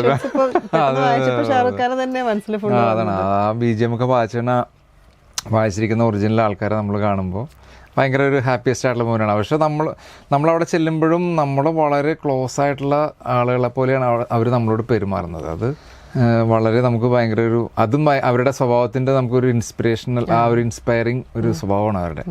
ഭയങ്കര പെട്ടെന്ന് ഇഷ്ടപ്പെടും നമുക്ക് അവരെയൊക്കെ. നേരത്തെ കണ്ട് പരിചയമുള്ള ഒരു ഭയങ്കരമായിട്ട് വർഷങ്ങളായിട്ട് നമ്മൾ കൂടെ വായിച്ചിട്ടുകൊണ്ടിരിക്കുന്ന ആൾക്കാരെ പോലെ നമ്മളോട് പെരുമാറും. അങ്ങനെ ഒരു ഒട്ടും ജാടയൊന്നുമില്ല. മ്യൂസിക്കലി കണക്റ്റഡ് ആയിട്ട് വരുന്ന. അതെ. അങ്ങനെയുള്ള ഒത്തിരി ആളുകളെ പരിചയപ്പെടാൻ പറ്റിയിട്ടുണ്ട്. അതൊരു വലിയ ഭാഗ്യമാണ്. ഇപ്പൊ ഒരു സിനിമയില് വയലിൻ വായിക്കുന്ന സമയത്ത് എന്താ പറയാ, ഫുൾ സിനിമ കാണുമോ അതോ ഡയറക്ടറിന്റെ കമ്പോസറിന്റെ ഇൻസ്ട്രക്ഷൻ അനുസരിച്ചിട്ടാണോ? ഒരിക്കലും നമ്മൾ ഫുള്ള് കാണില്ല. പണ്ട് ഉദ്ദേശിക്കുന്നത് ഈ കന്നഡ ഫിലിമിനൊക്കെ വായിക്കാൻ പോയിരുന്ന സമയത്ത് 90s ആ സമയത്ത് നമ്മൾ ഫുൾ കാണാൻ പറ്റും. ആ സമയത്ത് എന്ന് വെച്ചാൽ നമ്മളവിടെ സ്റ്റുഡിയോയിൽ ചെന്നിട്ടാണ് ഇത് കമ്പോസർ വന്നിട്ട് ഇത് റീല് കാണുന്നത്. അപ്പം നമ്മൾ റീല് കാണാൻ ചുമ്മാ ഇങ്ങനെ ഇരിക്കും. അപ്പോൾ ഫുൾ ചിലപ്പോൾ ഈ ഇഫക്ട്സ് ഒന്നും റെക്കോർഡ് ചെയ്തിട്ടുണ്ടാവില്ല. അന്ന് ഇഫക്ട്സ് ഒക്കെ റെക്കോർഡ് ചെയ്യണത് ഈ മഴയ്ക്ക് വേണ്ടിയിട്ട് പേപ്പർ അങ്ങനത്തെ ആ സമയത്താണ് ഞാൻ പറയാനായിട്ടാ. ഇപ്പം എല്ലാം ഡിജിറ്റലല്ലേ. അന്ന് ഈ ഈ പാട്ടയിൽ അടിക്കൽ അങ്ങനത്തെ സംഭവങ്ങളൊക്കെ വെച്ചിട്ടാണ് ഇഫക്റ്റ് ഉണ്ടാക്കുന്നത്. ഇപ്പോൾ പക്ഷെ എല്ലാം കൂടുതലും എല്ലാം ഈ VST പോലത്തെ സംഭവങ്ങൾ വെച്ചിട്ടാണ്. അപ്പോൾ ഈ 90s ഞങ്ങൾ കന്നഡ ബാംഗ്ലൂർ റെക്കോർഡ് ചെയ്യാൻ പോകുമ്പോൾ ആദ്യം തിയേറ്ററിൽ മ്യൂസിക് ഡയറക്ടർ ഇപ്പോൾ റീ റെക്കോർഡിങ് 4 ദിവസം പറഞ്ഞിട്ടുണ്ടെങ്കിൽ ബാക്ക്ഗ്രൗണ്ട് സ്കോർ റെക്കോർഡിങ് 4 ദിവസമൊക്കെ വേണ്ടി വരും ഒരു ഫിലിമിന്. അപ്പോൾ ആദ്യം മ്യൂസിക് ഡയറക്ടറും അയാളുടെ അസിസ്റ്റൻറ്റും അത് എന്നിട്ട് ഫുൾ ഫിലിം ഇടും. ഫുൾ ഫിലിം എന്ന് വെച്ചാൽ ആ റീലിടും. ചിലപ്പോൾ 7 റീലായിരിക്കും, അല്ലെങ്കിൽ ചെറിയ റീൽ ലെങ്ത്ത് കുറഞ്ഞതാണെങ്കിൽ 14 റീലുണ്ടാവും. അപ്പോൾ ഫസ്റ്റ് റീലിടും. അപ്പോൾ ഒരു ദിവസം 2 റീലായിരിക്കും ചിലപ്പോൾ തീർക്കുന്നത്. എന്നാലും 3.5 ദിവസം 4 ദിവസം കൊണ്ട് തീരുള്ളൂ. അപ്പോൾ ഫസ്റ്റ് റീലിടും. അപ്പോൾ രാവിലെ 7 മണിക്ക് അല്ലെങ്കിൽ 7 to 1 കോൾ ഷീറ്റ് ഉണ്ട്, പിന്നെ 2 to 7 2 കോൾ ഷീറ്റാണ്. അപ്പോൾ 7 നമ്മൾ വന്നു കഴിഞ്ഞാൽ ഈ മ്യൂസിക് ഡയറക്ടർ വരും. നല്ല ടിപ്പ് ടോപ്പായിട്ട് പുള്ളി ഒരു വന്നിട്ട് ഹാർമോണിയം വെച്ചിങ്ങനെ ഇരിക്കും. ഫുൾ ഫിലിം ഇങ്ങനെ ഇടും. ഫുൾ ഫിലിം ഇട്ടിട്ട് ആ ഇട്ട് പോകുന്നതിൻ്റെ കൂടെ തന്നെ ചിലപ്പോൾ ഇവർ സ്റ്റോപ്പ് ചെയ്യാനൊക്കെ പറയും. സ്റ്റോപ്പ്, കുറച്ച് പ്ലേ ബാക്ക് എന്ന് പറയുമ്പോൾ അതെല്ലാം ആക്ഷനാണ്. സ്റ്റോപ്പ് എന്ന് പറയുമ്പോൾ സ്റ്റോപ്പ് ചെയ്യും, എന്നിട്ട് കുറച്ച് പ്ലേ ബാക്ക് ചെയ്യും. അപ്പോൾ ആ നമ്പർ ഡിജിറ്റ് താഴെ ഇങ്ങനെ പോകുന്നുണ്ടാവും. ഇതിൻ്റെ ടൈം കോഡ് പോകുന്നുണ്ട്. അപ്പോൾ ടൈം കോഡ് വെച്ചിട്ട് ഇന്ന സമയത്ത് അപ്പോൾ ഇതിൻ്റെ ഡയറക്ടറും ഉണ്ടാവും, ഫിലിമിൻ്റെ ഡയറക്ടറും ഉണ്ടാവും. അപ്പോൾ നമ്മൾ ഒരു റീല് കാണണമെങ്കിൽ ചിലപ്പോൾ 2 മണിക്കൂർ എടുക്കും. ഇവർ ഈ എഡിറ്റും ഇതൊക്കെ പറഞ്ഞിട്ട് പ്ലേ ബാക്ക് വരും. അപ്പോൾ അതേപോലെ പണ്ട് ആ സമയത്ത് കണ്ടിട്ടുണ്ട്. പക്ഷെ നമുക്ക് കുറച്ച് കഴിയുമ്പോൾ ബോറടിക്കും. കാര്യം ഒരു റീല് ഈ ഒരു 20 മിനിറ്റൊക്കെ ഉള്ള റീലാണെങ്കിൽ 2 മണിക്കൂർ എടുക്കും ചിലപ്പോൾ. ഇവരുടെ കമ്പോസിങ് ടൈമിൻ്റെ അത് വെച്ചിട്ട് എന്നിട്ട് അവർ ടൈം കോഡ് എഴുതി പിന്നെ അതിൽ മാർക്ക് ചെയ്തിട്ട് പിന്നെ അവർ കമ്പോസ് ചെയ്യും. അവിടെയൊക്കെ സമയം പോകും. അവിടെയൊക്കെ നമ്മൾ ഫ്രീ ആണ്. അപ്പോൾ ആളുകൾ ഓരോരുത്തർ ചിലപ്പോൾ അവിടെ ഇരുന്ന് പ്രാക്ടീസ് ചെയ്യും, അതിലും പ്രാക്ടീസ് ചെയ്യും. സൈലൻ്റ് ആയിട്ടുള്ള എന്തെങ്കിലും വെച്ചിട്ട് മ്യൂട്ടൊക്കെ വെച്ച് കുറേ പേര് കിടന്ന് ഉറങ്ങും. കുറേ പേര് അവിടെ പുറത്ത് ചീട്ട് കളിക്കാനൊക്കെ ഉണ്ടാവും. അവിടെ കുറേ കോമഡി ആയിട്ടൊക്കെ ഇരുന്ന് കൂടുതലൊന്ന് ചെന്നൈ മ്യൂസീഷ്യൻസൊക്കെയാണ് ഇങ്ങനെ. അപ്പോൾ അത് അവരുടെ അടുത്തൊക്കെ പോയി നമ്മളിങ്ങനെ ഇരിക്കും. പിന്നെ നമ്മൾ വെറുതെ ഹോൾഡിങ്ങിന് ഇരിക്കും. അപ്പോൾ അവിടെ കമ്പോസിങ് നടക്കുന്നുണ്ടാവും. കമ്പോസിങ് കഴിഞ്ഞിട്ട് സീക്വൻസിങ് എന്ന് പറഞ്ഞാൽ കീബോർഡ് സീക്വൻസ് ചെയ്യും. ഈ ഫുൾ റൺ ത്രൂ അന്ന് നമ്മൾ ബിഗിനിങ് തൊട്ട് അവസാനം വരെ ഒറ്റയടിക്ക് വായിക്കണം കേട്ടോ. ഈ റീല് തുടങ്ങി കഴിഞ്ഞാൽ അവസാനം വരെ ഒറ്റയടിക്ക് വായിക്കണം. അങ്ങനത്തെ ഒരു സമയം ഉണ്ടായിരുന്നു. അപ്പോൾ ഇത് സീക്വൻസ് ചെയ്തിട്ട് പിന്നെ നമ്മളെ എഴുതാൻ വിളിക്കും, റൈറ്റിങ്ങിന് വിളിക്കും. അപ്പോൾ നമ്മൾ ഈ പറഞ്ഞ പോലെ സീനിയറായിട്ടുള്ള ആരെങ്കിലും പോയിട്ട് എല്ലാം എഴുതിയെടുക്കും. എഴുതിയെടുത്തിട്ടാണ് പിന്നെ റെക്കോർഡിങ് വരുന്നത്. അപ്പോൾ ഏകദേശം ഒരു വൈകുന്നേരം 4 മണി 5 മണിയാവും ഇത് കഴിയുമ്പോൾ. ഈ ഫുൾ പ്രോസസ്സ് കഴിയുമ്പോൾ ലോങ് പ്രോസസ്സാണ്. അപ്പോൾ ആ സമയത്ത് നമുക്ക് വേണമെന്ന് വെച്ചാൽ ഫിലിം കാണാം.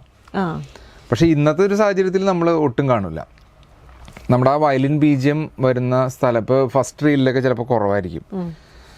അധികം മ്യൂസിക് വേണ്ടി വരില്ലായിരിക്കും. ചിലപ്പോൾ ഒരു കഥയുടെ ഒരു ഇങ്ങനെ കയറി വരുന്ന ഒരു സ്ഥലത്തായിരിക്കും ചിലപ്പോൾ മ്യൂസിക്കുകൾ വേണ്ടത്. അപ്പോൾ ചിലപ്പോൾ ആദ്യത്തേക്ക് ചിലപ്പോൾ കുറച്ച് കോമഡിയും കുറച്ച് ഇങ്ങനെ പതിയെ കഥ പറഞ്ഞ് വരണുണ്ടാവുള്ളല്ലോ ആ സമയം. അപ്പോൾ അതൊന്നും ചിലപ്പോൾ നമ്മൾ കാണൂല. നമ്മുടെ വയലിൻ ആ BGM വരുന്ന സ്ഥലത്തുള്ള കാണും. ഇപ്പോൾ ആ ലോക എന്ന് പറഞ്ഞ ഫിലിമിൽ തന്നെ ഫോർ എക്സാമ്പിൾ പറയുവാണെങ്കിൽ ഒരു ടണലിൻ്റെ മേളിലേക്ക് ഇവളിങ്ങനെ ഒരു പയ്യനെ കൊന്നിട്ട് ബാക്കിൽ ഇരുത്തിക്കൊണ്ട് പോകണല്ലേ. അത് ഞങ്ങൾ 25 പ്രാവശ്യം കണ്ടിട്ടുണ്ടാവും. കാര്യം ആ സീൻ കുറേ ലെയർ വായിക്കാനുണ്ടായിരുന്നു. ഞങ്ങൾ കുറേ പാർട്സും ഹാർമണീസും ഇതൊക്കെ വായിക്കാനുണ്ടായിരുന്നു. അപ്പോൾ അത് നമ്മൾ ഒരു 25-30 പ്രാവശ്യം കാണേണ്ടി വരും ആ ഒരു സീൻ തന്നെ. അപ്പോൾ അതുകൊണ്ട് നമുക്ക് തിയേറ്ററിൽ കാണുമ്പോൾ ചിലപ്പോൾ ചിരി വരും. അതിലെ ഏറ്റവും ഇമ്പോർട്ടൻ്റ് ആയിട്ടുള്ള സീനിൽ ഒന്നാണുള്ളത്. ഇവൻ ഞെട്ടിപ്പോകുന്നു ഒരു ഡെഡ് ബോഡിനെ വലിച്ചുകൊണ്ട്. ഫസ്റ്റ് ടൈം ആ സീനിലൂടെയാണല്ലോ മനസ്സിലാവണത് ഇവള് സൂപ്പർ ഹ്യൂമൻ ആണെന്നുള്ളത്, വുമൺ ആണെന്നുള്ളത്. അപ്പോൾ ആ ചില സീനുകൾ അങ്ങനെ വരുമ്പോൾ നമുക്ക് തിയേറ്ററിൽ വരുമ്പോൾ ചിലപ്പോൾ നമുക്ക് ചിരി വരും. ഭയങ്കര ഇമ്പോർട്ടൻ്റ് ആയിട്ടുള്ള സീനായിരിക്കും. പക്ഷെ നമ്മളിതൊരു 30-40 പ്രാവശ്യം കണ്ടിട്ടുണ്ടാവും. ഇങ്ങനെ ചിലപ്പോൾ മിസ്റ്റേക്ക് കൊണ്ട് നിർത്തിയിട്ടും റീടേക്ക് വരും, അതല്ലാതെ ലെയർ ചെയ്യാനും റീടേക്ക് വരും. അപ്പോൾ ഇങ്ങനെ സീൻ കണ്ടുകൊണ്ടിരിക്കുകയല്ലേ. അപ്പോൾ അങ്ങനെ 2 തരത്തിലുള്ള അങ്ങനെ. പക്ഷെ ഫുൾ ഫിലിം ഒറ്റടിക്ക് കാണുമ്പോൾ ഒരു പ്രത്യേക ഫീലാണ്. അത് ഫീലാണ്. നമ്മൾ ഈ ചില സീനുകൾ മാത്രമല്ല ഇതേപോലെ കാണുന്നുള്ളൂ. ചില സീനുകൾ ഒട്ടും ചിലപ്പോൾ ഏറ്റവും ഇമ്പോർട്ടൻ്റ് ആയിട്ടുള്ള സീൻ ചിലപ്പോൾ കണ്ടിട്ടുണ്ടാവില്ല. പിന്നെ ഗ്രാഫിക്സ് ഒന്നും ചിലപ്പോൾ ഫുള്ളായിട്ടുണ്ടാവില്ല. പുലിമുരുകനൊക്കെ ഞാനിപ്പോഴും ഓർക്കുന്നുണ്ട്. പുലിമുരുകന് ഗോപിസുന്ദറിൻ്റെ അടുത്ത് വായിച്ചുകൊണ്ടിരിക്കുന്ന സമയത്ത് ഈ ലാലേട്ടൻ ഈ വന്ന് വീഴണതെല്ലാം ഒരു 5-8 റോപ്പ് ഉണ്ടാവും ഇവിടെ. അതെ. ആ റോപ്പിലാണ് വന്ന് ഇങ്ങനെ നിൽക്കണത്. അപ്പം നമുക്ക് കാണുമ്പോൾ ഒന്നും തോന്നൂല. കാര്യം സേഫ്റ്റിയുടെ കാര്യത്തിൽ കുറെ പേര് അവിടെ നിന്ന് സൈഡിൽ നിന്ന് വലിക്കണം ഷോട്ടൊക്കെ ഉണ്ടാവും. പിന്നീട് അതെല്ലാം ഗ്രാഫിക്സ് വഴി കളഞ്ഞിട്ടാണ് മറ്റേ എന്താ പറയുക കമ്പ്യൂട്ടർ ഗ്രാഫിക്സ് വഴി അതെല്ലാം കളഞ്ഞിട്ട് ശരിയായിട്ടാണ് പിന്നെ റിയൽ ആയിട്ട് വരുന്നത്. അപ്പം അങ്ങനെ രണ്ട് തരത്തിലുള്ളതും കാണാൻ പറ്റും. പിന്നെ അന്നത്തെ ആ പുലിയുടെ സീക്വൻസ് ഒന്നും നല്ലതായിരിക്കില്ല. കമ്പ്യൂട്ടർ ഗ്രാഫിക്സ് ഒക്കെ പിന്നീടായിരിക്കും വരണതേ. അന്ന് ചിലപ്പോൾ ഒരു വളരെ ഒരു ജസ്റ്റ് ഒരു ഡമ്മി പോലത്തെ ഒരു പുലിയായിരിക്കും ചിലപ്പോൾ ഉണ്ടാക്കി മ്യൂസിക്കിന് വേണ്ടി വിടണത്. അതൊക്കെ കണ്ടിട്ടാണ് ഇവർ ചെയ്യണതെന്ന് ഓർക്കണം. ഇത്രയും ഗംഭീരമായിട്ടുള്ള മ്യൂസിക്കുകൾ ചെയ്യണത് ഈ ഒരു 75% പോലും ആയിട്ടുണ്ടാവില്ല. ഈ ചിലപ്പോൾ നമ്മൾ കാണുന്നത് ഫുൾ ഇതിലല്ലേ. ഇപ്പൊ ലൈഫ് ഓഫ് പൈയിലെ പുലി ഗ്രാഫിക്സ് ആണെന്ന് പറഞ്ഞാൽ നമ്മൾ വിശ്വസിക്കാൻ പറ്റുമോ എന്ന് പറയുന്ന പോലെ ഒറിജിനലോ? അയ്യോ ഭയങ്കരല്ലേ. എല്ലാത്തിനും ബാക്കിൽ വലിയ ഹാർഡ് വർക്ക് ഉണ്ട്. കാര്യം ഈ മ്യൂസിക് ഡയറക്ടേഴ്സിന് എനിക്ക് ഏറ്റവും ചലഞ്ചിങ് ആയിട്ട് തോന്നിയിട്ടുള്ളത് അവർ ഈ റോപ്പും ആളുകൾ വലിക്കുന്ന ആളുകളെയൊക്കെ കണ്ടുള്ള സീനുകളായിരിക്കും ചിലപ്പോൾ ഫസ്റ്റ് എഡിറ്റ് വരണതേ. മ്യൂസിക് ചെയ്ത് തുടങ്ങാൻ വേണ്ടിയിട്ട് വരണത്. അപ്പോൾ ചിലപ്പോൾ അവർക്ക് ആ ഒരു ഡെപ്ത് ചിലപ്പോൾ മനസ്സിലാവണമെന്നില്ല. എന്നിട്ടും ഇത്ര നല്ല മ്യൂസിക് ചെയ്യണത് മ്യൂസിക് ഡയറക്ടേഴ്സിനെ സമ്മതിക്കണം ശരിക്കും. അവരാണല്ലോ അത് ക്രിയേറ്റ് ചെയ്തെടുക്കുന്നത്. അത് വലിയ സംഭവമാണ്. രവീന്ദ്ര മാഷിന്റെ ജോൺസൺ മാഷിനൊക്കെ ഒരുപാട് സിനിമകളിൽ ഭാഗമാവാൻ പറ്റിയിട്ടുണ്ട്, ഭാഗ്യം കിട്ടിയിട്ടുണ്ട്. രവീന്ദ്ര മാഷിന്റെ കന്മതത്തില് ഞാൻ 1-2 പാട്ടുകൾക്ക് ഞാൻ വായിച്ചിട്ടുണ്ട്, ഒറിജിനലി വായിച്ചിട്ടുണ്ട്. റെക്കോർഡിങ്ങിന് ചേതന സ്റ്റുഡിയോയിലായിരുന്നു റെക്കോർഡിങ്, തൃശ്ശൂർ. അപ്പോൾ അതിൽ മഞ്ഞക്കിളിയുടെ എന്നുള്ള പാട്ടിൽ ഞാൻ വായിച്ചിട്ടില്ല. പക്ഷെ അതിൽ മൂവന്തി താഴ്വരയിൽ എന്നുള്ളൊരു പാട്ടുണ്ട്. അതിലെനിക്ക് വായിക്കാനുള്ള ഭാഗ്യം കിട്ടിയിട്ടുണ്ട്. അതിൻ്റെ റെക്കോർഡിംഗ് എന്ന് വെച്ചാൽ നമ്മളോട് വൈകിട്ട് 5 മണിക്ക് സ്റ്റുഡിയോ ചെല്ലാൻ പറഞ്ഞ. പക്ഷെ അവിടെ ചെല്ലുമ്പോൾ റെക്കോർഡിങ് അവിടെ പ്രൈമറി ആയിട്ടുള്ള സീക്വൻസ് ചെയ്ത കീബോർഡ് സംഭവങ്ങളൊക്കെ തുടങ്ങുന്നേ ഉണ്ടായിരുന്നുള്ളൂ. പിന്നെ ഞങ്ങൾ കുറേ നേരം ഇരുന്ന് ഞങ്ങളുടെ റെക്കോർഡിങ് തുടങ്ങുന്നത് രാത്രി 12:30 മണിക്കാണ്. രാത്രി അവിടെ ചെന്ന് ചായ കുടിച്ച് കുറച്ച് കിടന്നുറങ്ങിയൊക്കെ ചെയ്ത് എല്ലാവരും. അത് കഴിഞ്ഞപ്പോഴും നോക്കിയപ്പോഴും ഒന്നും ആയിട്ടില്ല. പിന്നെ ചെന്നൈയിൽ നിന്ന് 2 ചെല്ലോ വായിക്കുന്ന മ്യൂസീഷ്യൻസ് ഉണ്ടായിരുന്നു. ഒരു ബിശ്വാസ് ജോൺ എന്നൊക്കെ പറഞ്ഞ 2 പേര് ഞാനിപ്പോഴും ഓർക്കുന്നുണ്ട്. അപ്പം അത് കഴിഞ്ഞിട്ട് പിന്നെ അപ്പോൾ രവീന്ദ്ര മാഷ ഇടയ്ക്ക് പോയി പുള്ളി ഡിന്നർ കഴിക്കാൻ പോയി. അത് കഴിഞ്ഞ് അപ്പോൾ സമ്പത്ത് എന്ന് പറഞ്ഞ സാറാണ് നോട്ട്സൊക്കെ പുള്ളി അസിസ്റ്റൻ്റാണ്. അദ്ദേഹം വന്ന് നോട്ട്സൊക്കെ പറഞ്ഞു തന്നു. അപ്പോൾ നിങ്ങളൊന്ന് റെഡി ആയിരുന്നു, മാഷ് വന്നിട്ട് നമുക്ക് റെക്കോർഡ് ചെയ്യാമെന്ന് പറഞ്ഞു. മാഷ് ഒരു 12 മണി കഴിഞ്ഞപ്പോൾ വന്നു. ബാക്കി വയലിനില്ലാത്തത് മൊത്തം കേട്ടു പുള്ളി. അപ്പം പുള്ളിയുടെ ഈ പാട്ടുകൾ, ഇതിലെല്ലാ പാട്ടുകളും അദ്ദേഹം തന്നെയാണ് പാടുന്നത്. രവീന്ദ്ര മാഷ് തന്നെയാണ് ട്രാക്ക് പാടുന്നത്. ട്രാക്ക് പാടി അത് കഴിഞ്ഞിട്ട് 12:30 മണിയോടുകൂടിയാണ് നമ്മളുടെ വയലിൻ ടേക്ക് തുടങ്ങുന്നത്. അന്ന് 10 വയലിൻ ഉണ്ടായിരുന്നു. അന്നങ്ങനെ കഴിഞ്ഞപ്പോൾ 2:30-3 മണിയായി അന്ന്. അപ്പോൾ ഞാൻ ആ ഒരു പാട്ട് വായിക്കാം.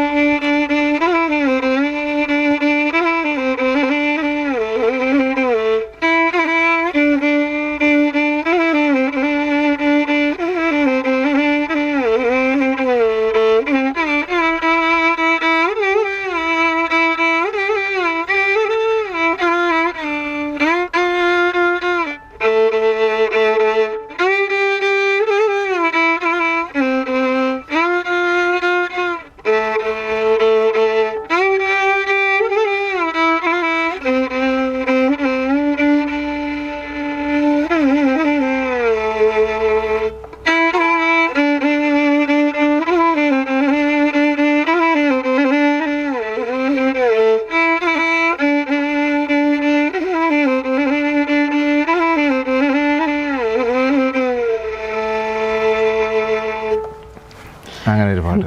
വയലിന് വല്ലാത്തൊരു മൂഡ് ക്രിയേറ്റ് ചെയ്യാൻ പറ്റും സത്യം പറഞ്ഞാല്. നമ്മള് കുറച്ച് ബാക്കിംഗ് ഒക്കെ ഉണ്ടെങ്കിൽ കുറച്ചുകൂടി സൂചിച്ച് വായിക്കാം.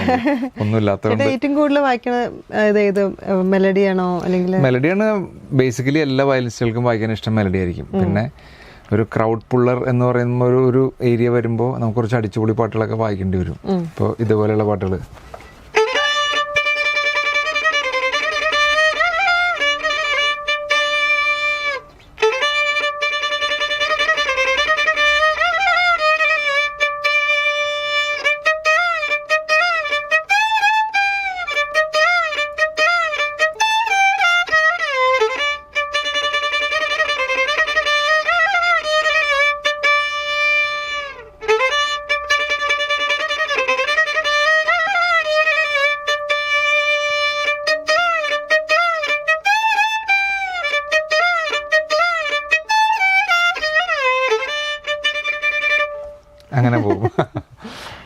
കുറച്ച് ഓഡിയൻസിന് നമുക്ക് ആക്ച്വലി നമ്മൾ പരിപാടി ചെയ്യുന്നത് നമുക്ക് വേണ്ടിയിട്ടല്ലല്ലോ, ആ ജനത്തിനെ സന്തോഷിപ്പിക്കാനാണല്ലോ നമ്മൾ ചെയ്യുന്നത്. അപ്പോൾ അവർക്ക് വേണ്ടിയിട്ടുള്ളതും കൊടുക്കണം. അപ്പോൾ അതുകൊണ്ട് കുറച്ച് ക്രൗഡ് പുള്ളിങ് സാധനങ്ങളും വായിക്കുന്നത് നല്ലതാണ് എപ്പോഴും, പാട്ടുകളും. ഈ വീട്ടിലിരിക്കുമ്പോൾ എന്താ പറയാ ഏറ്റവും കൂടുതൽ വായിക്കാൻ ആഗ്രഹിക്കണത്? അത് കൂടുതൽ നമ്മൾ ലെസൺസ് തന്നെ ആയിരിക്കും കൂടുതൽ വായിക്കുന്നത്. പിന്നെ അല്ലെങ്കിൽ നമുക്ക് അടുത്ത ദിവസങ്ങളിൽ ഒരു പരിപാടി ഉണ്ട്, കുറച്ച് പാട്ട് പഠിക്കണം എന്നുണ്ടെങ്കിൽ അത് പഠിക്കും. അത് അതിൻ്റെ നോട്ട്സും ഒക്കെ ഒന്ന് എഴുതിയൊക്കെ നോക്കും. ചിലപ്പോൾ കുറേ പാട്ടുകൾ നമ്മൾ എഴുതിയാലേ നമുക്ക് കിട്ടുള്ളൂ. അപ്പോൾ അങ്ങനെയുള്ള പാട്ടുകൾ എഴുതി നോക്കും, എഴുതി പഠിക്കും. അതല്ലെന്നുണ്ടെങ്കിൽ നമ്മൾ അല്ലാതെയുള്ള ലെസൺസ് ഒക്കെ ഇല്ലേ, വയലിൻ്റെ ലെസൺസ് ആണ് പ്രാക്ടീസ് ചെയ്യുന്നത്.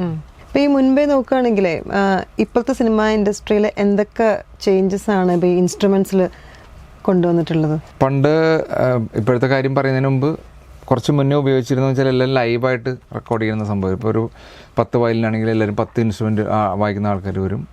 അതിനെ ബന്ധപ്പെട്ട ഇപ്പോൾ ചെല്ലോ ഉണ്ടെങ്കിൽ ചെല്ലോ ആർട്ടിസ്റ്റുകൾ വരും. പിന്നെ കീബോർഡ്, ഫ്ലൂട്ട്, ഗിറ്റാർ 2-3 പേരുണ്ടാവും. ഒരു റിതം ഗിറ്റാർ ഉണ്ടാവും, പിന്നെ ഒരു ലീഡ് ഗിറ്റാർ ഉണ്ടാവും, പിന്നെ ഒരു ബേസ് ഗിറ്റാർ, പിന്നെ ഫ്ലൂട്ട് പ്ലെയർ ഉണ്ടാവും, കീബോർഡ്സുകൾ 1-2 പേരുണ്ടാവും. ഇവരെല്ലാവരും ഒരുമിച്ച് വന്നാലേ റെക്കോർഡിങ് നടക്കുകയുള്ളൂ. അങ്ങനെ ഒരു സമയം ഉണ്ടായിരുന്നു. പക്ഷേ ഇപ്പോൾ ഒരു പ്രോഗ്രാമർ അല്ലെങ്കിൽ ഒരു മ്യൂസിക് ഡയറക്ടേഴ്സ് ആയിരിക്കും ഇപ്പോൾ ഇതെല്ലാം പ്രോഗ്രാം ചെയ്യണത്. ഇപ്പോൾ അവരെല്ലാവരും ഓൾമോസ്റ്റ് എല്ലാവരും കീബോർഡ് പ്ലേയേഴ്സാണ്. കീബോർഡായിട്ട് ബന്ധപ്പെട്ടവരല്ല. ഇപ്പോൾ കീബോർഡ് പ്ലേയേഴ്സ് അല്ലെങ്കിലും കീബോർഡായിട്ട് ബന്ധപ്പെട്ട് എല്ലാ കാര്യങ്ങളും അറിയാവുന്ന ആൾക്കാരായിരിക്കും. അവരൊരു ഒരു അസാമാന്യമായ കീബോർഡ് ആർട്ടിസ്റ്റുകളായിരിക്കണമെന്നില്ല. ഇപ്പോൾ അതിനാവശ്യമില്ല.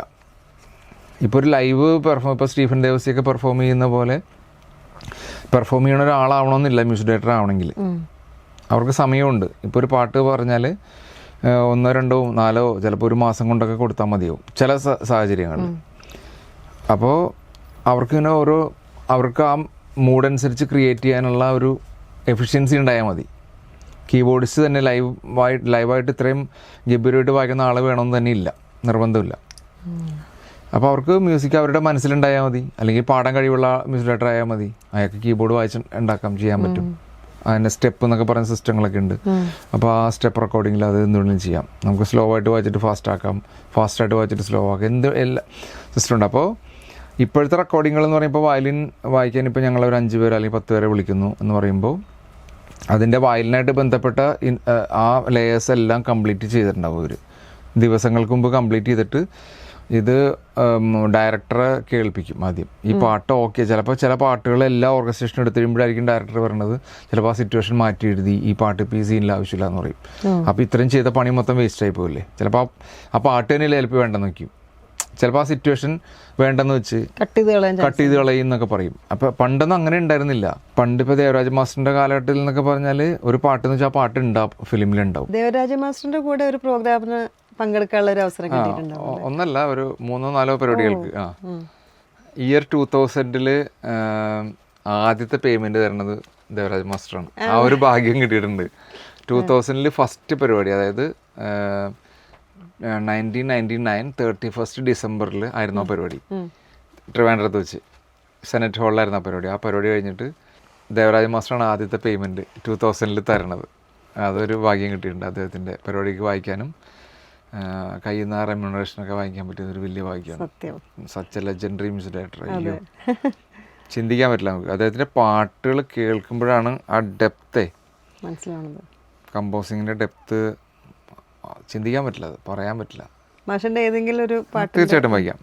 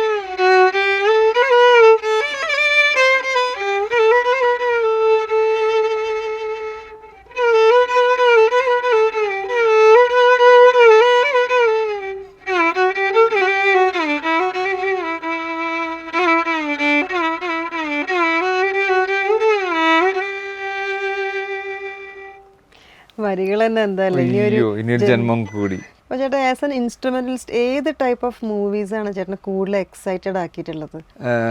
ഒരു പ്രത്യേക ജോണർ അല്ലെങ്കിൽ ഒരു പ്രത്യേക കാറ്റഗറി എന്നില്ല, എല്ലാ ടൈപ്പ് മൂവീസും എല്ലാ മ്യൂസീഷ്യൻസിനും ഇഷ്ടപ്പെടും എന്നുള്ള എനിക്ക് തോന്നുന്നത്. ഇപ്പോൾ ചിലർ പറയും ലവ് ആയിട്ട് ബന്ധപ്പെട്ട ഫിലിം കാണുമ്പോൾ കുറച്ചും കൂടി കൂടുതൽ, അങ്ങനെയൊന്നുമില്ല. എല്ലാ ടൈപ്പ് ഫിലിംസും നമ്മൾ ഇഷ്ടപ്പെടണം എന്നാണ് ഞാൻ പറയുന്നത്. ഇപ്പോൾ ത്രില്ലറാണെങ്കിലും കോമഡി ആണെങ്കിലും, ഇപ്പോൾ ചാർലി ചാപ്ലിൻ്റെ ഫിലിം കണ്ടിട്ട് ഇഷ്ടപ്പെടാത്ത ആരെങ്കിലും ഉണ്ടോ? ലോകത്തില്ല. അതേപോലെ ഇപ്പോൾ നമ്മൾ കാർട്ടൂൺ കുട്ടികളുടെ മാത്രമെന്ന് പറയും, പക്ഷേ ടോം ആൻഡ് ജെറി കണ്ട ഇഷ്ടപ്പെടാത്ത ഒരു 90 വയസ്സുള്ള അപ്പൂപ്പം വരെ ഇഷ്ടപ്പെടില്ലേ? ഉറപ്പല്ലേ? അത് എന്ന് പറയുന്ന പോലെ ടോം ആൻഡ് ജെറി കാണുമ്പോഴും നമുക്ക് എത്ര ഇൻട്രസ്റ്റിംഗ് ആണ്. ചില മൂവീസ് കാണുന്നതിലും നമുക്ക് അത്രയും ഹ്യൂമർ അല്ലേ അതിൽ, അത് നമുക്ക് ഇഷ്ടമാണ്. അതേപോലെ തന്നെ ആണ് എല്ലാ ടൈപ്പ് മൂവീസും എല്ലാ മ്യൂസീഷ്യൻസിനും ഇഷ്ടപ്പെടുമെന്നാണ് എനിക്ക് തോന്നുന്നത്. പ്രത്യേകിച്ച് മ്യൂസീഷ്യൻസിന് എല്ലാ കാറ്റഗറിയും ടൈപ്പ് ഫിലിംസും ഇഷ്ടപ്പെടും. ഇപ്പോൾ വാർ ഫിലിംസ് ഉണ്ട്, ചിലപ്പോൾ ത്രില്ലർ മൂവീസ് ഉണ്ട്, അങ്ങനെ ഡ്രാമാസ് ഉണ്ടാവും, ലവ് ഡ്രാമാസ്, എല്ലാ ടൈപ്പും ഇഷ്ടപ്പെടും എല്ലാവർക്കും. എനിക്ക് അങ്ങനെ തോന്നുന്നത്. എനിക്കെല്ലാം ഇഷ്ടപ്പെടാറുണ്ട്, അതുകൊണ്ട് പറഞ്ഞത്. ഇപ്പോൾ ഓവർ ദ ഇയേഴ്സിലേ ഇപ്പോൾ വയലിൻ്റെ റോളിൽ എത്രമാത്രം ചേഞ്ചസ് വന്നിട്ടുണ്ട്? വയലിനിൽ ചേഞ്ച് എന്ന് പറഞ്ഞാൽ ഇപ്പോൾ ഞാൻ വായിച്ച സമയത്തൊക്കെ നമ്മൾ ഏറ്റവും കൂടുതൽ ഒരു ഭീകരമായ ഇപ്പോൾ ഒരു ഹിമാലയത്തിനെയൊക്കെ കാണുന്ന പോലെ നമ്മൾ കണ്ടിരുന്നതാണ് ബോളിവുഡ് സ്ട്രിങ്സ്. അത് കഴിഞ്ഞപ്പോൾ അവിടുത്തെ ഈ മ്യൂസീഷ്യൻസ്, ഇപ്പോൾ മീനാക്ഷി പറഞ്ഞ പോലെ വയലിൻ കുറച്ചാൾ പഠിച്ചിട്ട് നിർത്തി കളഞ്ഞു എന്ന് പറയുന്ന പോലെ അവിടെ മ്യൂസീഷ്യൻസ് കുറഞ്ഞു, വയലിനിസ്റ്റുകളുടെ എണ്ണം കുറഞ്ഞു, ക്രമേണ ഭയങ്കരമായിട്ട് കുറഞ്ഞു, ക്രമാതീതമായിട്ട് കുറഞ്ഞപ്പോൾ അവിടുത്തെ ഈ ഇപ്പോൾ നമ്മൾ പണ്ട് ഇപ്പോൾ ശങ്കർ ജയകിഷൻ സാഹിബിൻ്റെയൊക്കെ പാട്ടുകൾ കേട്ടിരുന്ന ആ ഒരു സ്ട്രെങ്ത്ത്, ലക്ഷ്മികാന്ത് പാരലാൽ, അവരൊക്കെ അതിൽ പാരലാൽ സാറ് വയലിനിസ്റ്റാണ്. അപ്പോൾ അവരുടെയൊക്കെ സോങ്ങുകളിൽ കേട്ടിരുന്ന ആ ഒരു വയലിൻ്റെ സ്ട്രെങ്ത്ത് അവിടുത്തെ മ്യൂസീഷ്യൻസിൻ്റെ എണ്ണം കുറഞ്ഞപ്പോൾ കുറഞ്ഞുപോയി. അപ്പോൾ പിന്നെ ചെന്നൈ സ്ട്രിങ്സിൽ നമുക്ക് നമ്മളെ ഏറ്റവും ഞങ്ങളിവിടുത്തെ ഏറ്റവും പ്രശസ്തനായിട്ടുള്ളതും നമ്മുടെയൊക്കെ ഒരു ഗുരുവായിട്ടുള്ള ഇപ്പോൾ കേരളത്തിൻ്റെ മൊത്തത്തിലൊരു ഗുരു എന്ന് പറയും, വയലിൻ ഗുരു എന്ന് പറയുന്ന അതിൽപ്പെട്ടൊരു സാറാണ് റെക്സ് മാസ്റ്റർ. അപ്പോൾ കേരളത്തിൽ വയലിനിസ്റ്റുകൾ, ഇപ്പോൾ ഞാൻ ഡയറക്റ്റ് സ്റ്റുഡൻ്റ് അല്ലെങ്കിലും സ്റ്റുഡൻറ്റിൻ്റെ സ്റ്റുഡൻ്റാണ് എന്ന് പറയുന്ന പോലെ എല്ലാവരിലും അദ്ദേഹത്തിൻ്റെ ഒരു കൈ എവിടെയെങ്കിലും കൊണ്ടുണ്ടാവും അപ്പോൾ അവരുടെ സാർമാരെ പഠിപ്പിക്കുകയോ. അപ്പോൾ റെക്സ് മാസ്റ്ററൊക്കെ ഉള്ള ഒരു ഗ്രൂപ്പാണ് ചെന്നൈ സ്ട്രിങ്സ്. നരസിംഹൻ സാർ, അപ്പോൾ സെബാസ്റ്റ്യൻ ചേട്ടൻ, ഒത്തിരി പേരുണ്ട്, ഗിരിജൻ ചേട്ടൻ, നമ്മുടെ പരിചയമുള്ളവരാണ് കൂടുതൽ പേരും. അപ്പോൾ അവിടെയായിരുന്നു സ്ട്രെങ്ത്ത്. ഇപ്പോഴും അവർ നല്ല സ്ട്രോങ് വയലിനിസ്റ്റുകൾ തന്നെയാണ്.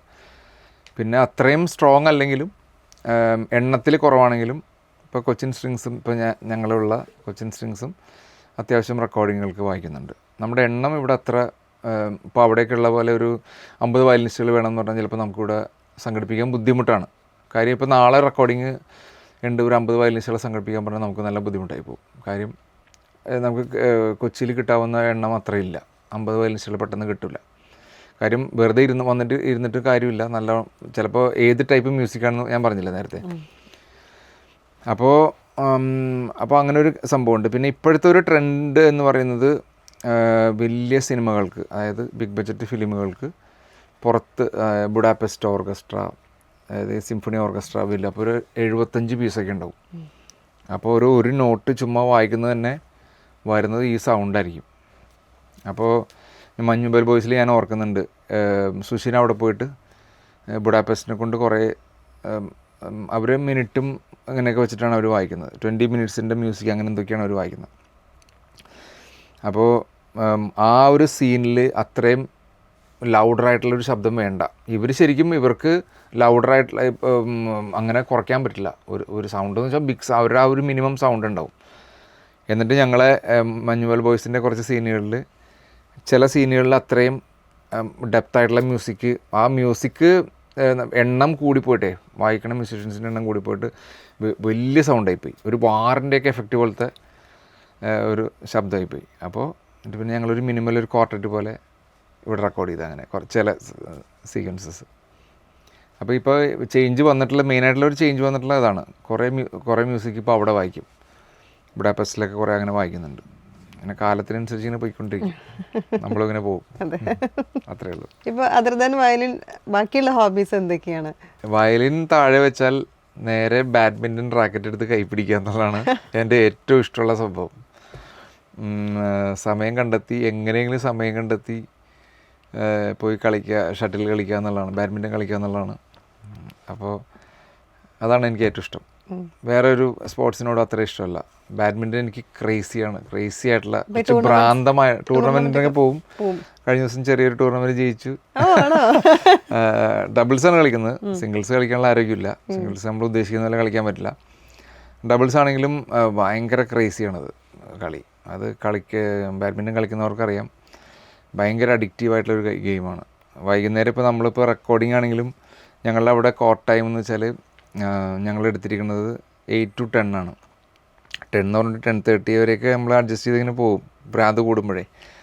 അപ്പോൾ ഈ 8 മണിക്ക് റെക്കോർഡിങ് ഇങ്ങനെ നീണ്ട് 7:30, ചിലപ്പോൾ നമ്മൾ 1 മണിക്കൂർ എന്ന് പറഞ്ഞായിരിക്കും ചിലപ്പോൾ ഏതെങ്കിലും റെക്കോർഡിങ്ങിന് വിളിക്കുന്നത്. അപ്പോൾ നമ്മൾ വൈകിട്ടത്തെ സെഷൻ പൊതുവേ ലേറ്റ് നൈറ്റ് ആർക്കും ഇരിക്കാൻ താല്പര്യം ഉണ്ടാവില്ലല്ലോ. അപ്പോൾ നമ്മൾ പറയും, ഇപ്പോൾ എന്നെ ഇപ്പോൾ ആരെങ്കിലും വിളിച്ചാൽ 8 മണിക്കുള്ളിൽ തീരില്ലേ എന്ന് ഞാൻ ജസ്റ്റ് ചോദിക്കും എല്ലാവരോടും. കാര്യം ഈ കോർട്ടിൽ പകുതി ചിന്ത അവിടെ ആയിരിക്കും, മനസ്സ് അവിടെ ആയിരിക്കും. അപ്പോൾ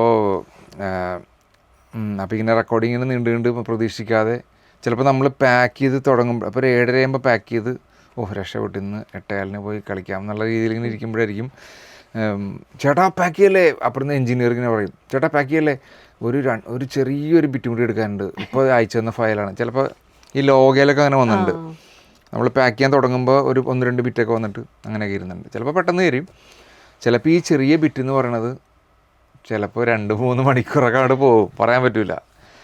ചില സീക്വൻസസ് അങ്ങനെയാണ്. അപ്പോൾ അന്ന് സങ്കടമായി പോകും. എനിക്ക് അത്രയ്ക്ക് ഇഷ്ടമാണ് ബാഡ്മിൻ്റൺ കളിക്കുന്നത്. നമുക്ക് വീട്ടിലെ വിശേഷത്തിലോട്ട് കിടക്കാം, ഫാമിലിയെ കുറിച്ച്. വീട്ടിൽ അമ്മച്ചിയുണ്ട്. ഫാദർ 10 വർഷം മുന്നേ മരിച്ചു, ഞങ്ങൾ വിട്ടുപോയി. പിന്നെ വൈഫ്, 2 മക്കളാണ്. മോൻ മാസ്റ്റേഴ്സ് ചെയ്യാൻ വേണ്ടിയിട്ട് ഫ്രാൻസിൽ പഠിക്കുകയാണ്. അവിടെ MS ഇൻ്റർനാഷണൽ മാർക്കറ്റിംഗ് എന്ന് പറഞ്ഞൊരു കോഴ്സ് പഠിക്കുകയാണ് പാരീസിൽ. മകള് 10th സ്റ്റാൻഡേർഡിൽ പഠിക്കുന്നു, സെൻറ്റ് തെരേസസ് സ്കൂളിൽ. അവളും ചെറുതായിട്ട് വയലും വായിക്കും. അപ്പോൾ അവൾക്ക് ഇങ്ങനെ കോമ്പറ്റീഷനൊക്കെ വേണ്ടിയിട്ട് പ്രിപ്പയർ ചെയ്തുകൊണ്ടിരിക്കുന്നു. വൈഫ് സുമിയാണ്, അല്ലമീൻ സ്കൂളിൽ വർക്ക് ചെയ്യുന്നു, എടപ്പള്ളി, വീടിൻ്റെ അടുത്ത് തന്നെ. പാട്ടിലോട്ട് പാട്ട് മക്കൾ രണ്ടുപേരും പാടും, വൈഫ് പാടില്ല. പ്രാർത്ഥനയ്ക്കൊക്കെയുള്ള പാട്ട് മാത്രമേ ഉള്ളൂ. അമ്മച്ചിയും പ്രാർത്ഥനയുടെ സമയത്തുള്ള പാട്ടുകളാണ് മെയിനായിട്ട്, അല്ലാതെ അങ്ങനെ പാടില്ല. പിന്നെ അവരിടക്ക് മൂളിപ്പാട്ടൊക്കെ പാടുന്നത് കേൾക്കാം, അതൊന്ന് ശ്രദ്ധിച്ച് കേൾക്കണം, എന്നാലേ മനസ്സിലാവുള്ളൂ. ഞാൻ ചെറുതായിട്ട്, നമ്മൾ ചെറിയ കോറസൊക്കെ പാടും റെക്കോർഡിങ്ങിനൊക്കെ. അയ്യോ പാട്ടായിട്ട് പാടണ്ട, വേണ്ട. പാട്ട് നമ്മളങ്ങനെ അഡ്ജസ്റ്റ് ചെയ്തൊക്കെ പാടുമെന്നല്ലാതെ ഏത് പാട്ടും പാടാൻ പറ്റും നമുക്ക്. ഇപ്പൊ പ്രമദവനം അങ്ങനെയൊക്കെ പാടാൻ പറ്റും, പക്ഷെ വേണ്ടല്ലോ. അല്ല അങ്ങനെയല്ല, പാട്ട് കേട്ടാലും അതിൻ്റെ സംഗതികളൊക്കെ എല്ലാം ഡീറ്റെയിൽ ആയിട്ട് മനസ്സിലാവും. പക്ഷെ അത് പഠിക്കണമെങ്കിൽ നമുക്ക് ട്രെയിൻ ചെയ്യണ്ടേ. പിന്നെ ചെറിയ കോറസ് ഒക്കെ പാടും നമ്മൾ. ഇപ്പോൾ തുടരുമ്പിലെ ഫിലിമിൻ്റെ MG അണ്ണൻ്റെ കൂടെ പരിപാടിക്കൊക്കെ പോകുമ്പോൾ നമ്മൾ മൈക്കൊക്കെ വെച്ച് ഗിറ്റാറിസ്റ്റിൻ്റെ അടുത്തായിരിക്കും മൈക്ക്. അപ്പോൾ ചെമ്പഴുക്ക പട്ട് എടുത്ത് എന്നൊക്കെ പറഞ്ഞ് നമ്മൾ പാടും എന്തെങ്കിലുമൊക്കെ. അപ്പോൾ അത് വായിക്കാമല്ലോ എന്നാലേ.